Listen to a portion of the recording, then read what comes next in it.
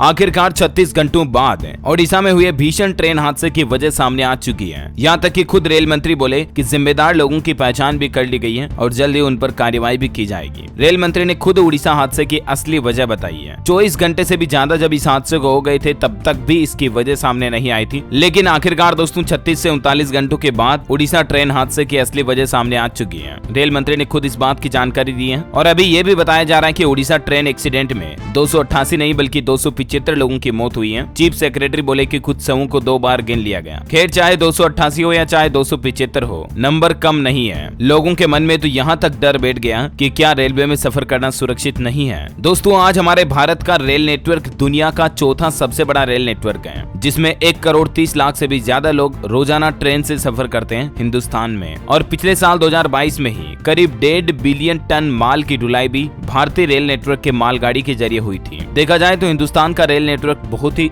विशाल है और इस विशाल नेटवर्क में इस तरह की खामियां, इस तरह की सुरक्षा में चूक और इस तरह के अधिकारियों की लापरवाही अगर दिखी जाए तो जाहिर सी बात है लोगों को रेलों में बैठने से डर लगने लगेगा। आइए देखते हैं कि आखिर उड़ीसा ट्रेन हादसे की असली वजह क्या है। किस एक गलती ने 260 से भी ज्यादा लोगों की जिंदगियां छीन ली। लगभग 250 से 300 लोगों के इन परिवारों को कौन कहेगा कि हाँ, मैं जिम्मेदार हूँ आपके परिवार के सदस्य को छीनने के लिए। आखिर कौन लेगा इसकी जिम्मेदारी। आइए देखते हैं कि रेल मंत्री की तरफ से क्या शुरुआती जांच में ये बड़ी वजह सामने आई है इस हादसे को लेकर। ताजा रिपोर्ट में बड़ा खुलासा हुआ दोस्तों उड़ीसा ट्रेन हादसे की वजह पर रेल मंत्री अश्विनी वैष्णव का कहना कि इलेक्ट्रॉनिक इंटरलॉकिंग बदलने की वजह से ये बड़ा हादसा हुआ। आखिर ये क्या है इलेक्ट्रॉनिक इंटरलॉकिंग, क्यों इसे बदला गया, क्या जरूरत पड़ी। कई लोग तो ये भी सोच रहे हैं कि ये कोई हादसा है या बड़ी साजिश। आइए मैं आपको एक एक चीज कांच की तरह क्लियर समझाने की कोशिश करता हूँ। आपको पता होगा हाल ही में इंडियन रेलवे ने कवच सिस्टम जारी किया था, जिसके मुताबिक 2 ट्रेनें एक दूसरे से टकरा नहीं सकती है। हालांकि दोस्तों अभी इस हादसे में रेल मंत्री ने कवच सिस्टम की गैर मौजूदगी को हादसे का कारण नहीं माना है। उन्होंने कहा कि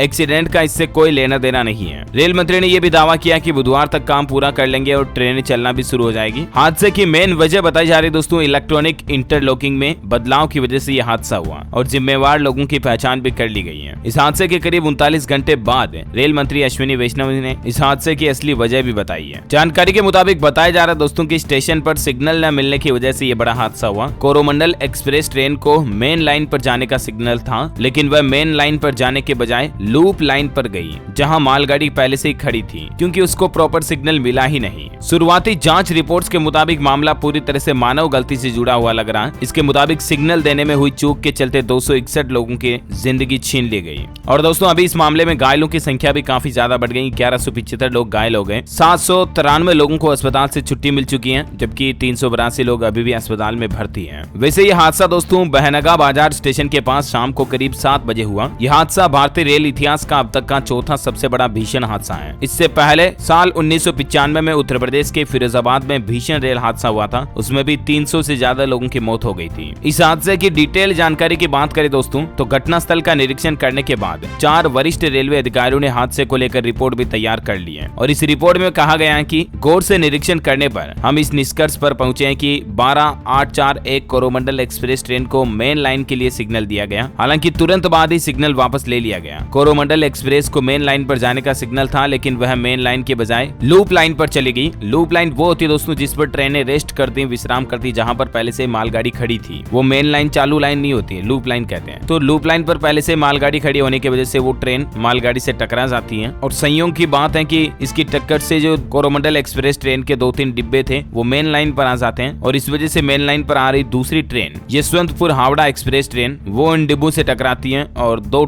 यात्री ट्रेनों की भीषण टक्कर के बाद ये बड़ा हादसा हो जाता है। आगे की बातें तो आपको पता ही है। तो कहीं ना कहीं देखा जाए दोस्तों तो ये हादसा बड़ी मानवीय भूल की वजह से ही हुआ है। अब जिम्मेदार लोगों के नाम और उनकी पहचान तो मीडिया में लीक नहीं की जा सकती है, लेकिन प्रशासन को जरूर उन लोगों पर सख्त कार्रवाई करनी चाहिए जिनकी वजह से ये बड़ा हादसा हुआ। हम इस ट्रेन हादसे में जान गंवाने वाले सभी लोगों के लिए प्रार्थना करते हैं ईश्वर उनकी आत्मा को शांति दे और इनके परिवारजनों को इस मुश्किल घड़ी में खड़ा रहने की हिम्मत दे, हौसला दे। जय हिंद, जय भारत, वंदे मातरम।